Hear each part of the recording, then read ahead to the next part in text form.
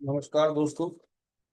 आज आपके सामने Eastern Body Western Mind Anodea जूरी द्वारा पुस्तक लिखित के पिछले अध्याय की अगली कड़ी लेकर फिर उपस्थित हुआ हूँ। आइए दोस्तों, इसे बड़े ध्यान से सुनते हैं। अध्याय तीसरा, तीसरा चक्र।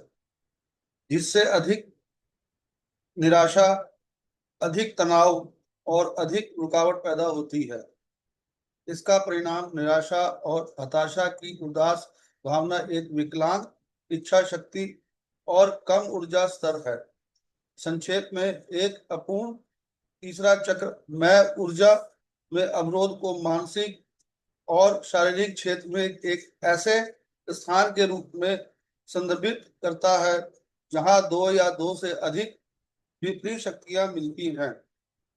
आप अब अपने बॉस पर गुस्सा करना चाहते हैं और साथ ही उसकी स्वीकृति भी चाहते हैं।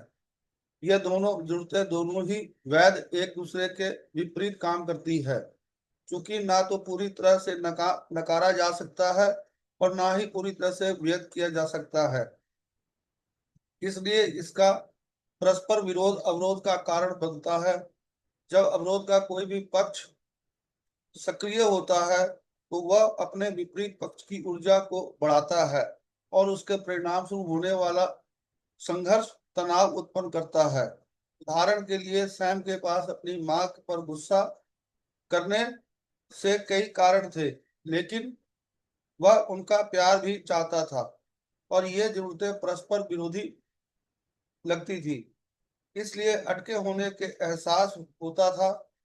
सहनशील संरचना इस विकसित होती है और तब होती है जब माता पिता अत्यधिक नियंत्रण रखते हैं, बच्चे की उभरती स्वायत्तता को कुचलते हैं। क्योंकि अधिकार उस समय थोपा जाता है जब स्वायत्तता स्वाभाविक रूप से उभर रही होती है, लेकिन अकेले खड़े होने के लिए पर्याप्त मजबूत नहीं होती। इसलिए अधीनता ही एकमात्र उपाय है।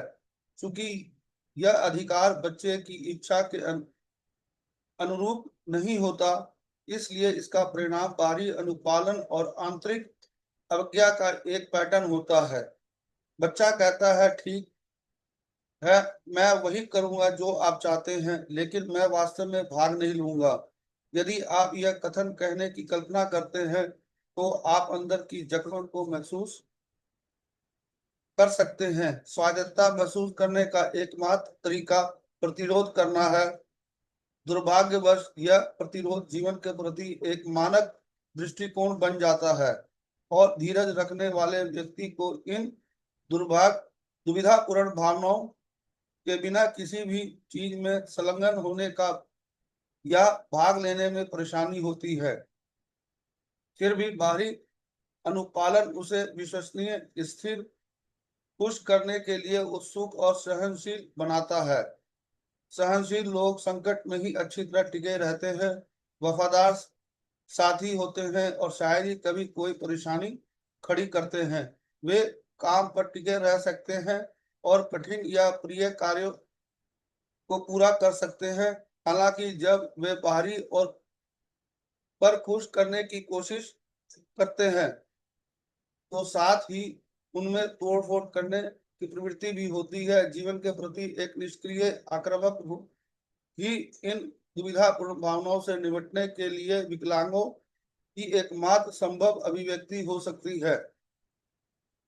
मोटे तौर पर यह द्वंद आक्रामकता और कोमल भावनाओं के बीच है। सहनशील व्यक्ति किसी भी बच्चे या वयस्क की तरह स्वीकृति और स्नेह चाहता है, लेकिन स्नेह उसकी अपनी स्वायत्तता की कीमत पर जीता है और क्रोध उत्पन्न होता है, क्योंकि वह उस व्यक्ति द्वारा नियंत्रित और क्रोधित दोनों महसूस करता है जिससे वह स्नेह चाहता है। इसलिए उसे आवश्यकता और क्रोध दोनों एक साथ महसूस होते हैं और वह इनमें से किसी को भी व्यक्त कर नहीं कर पाता।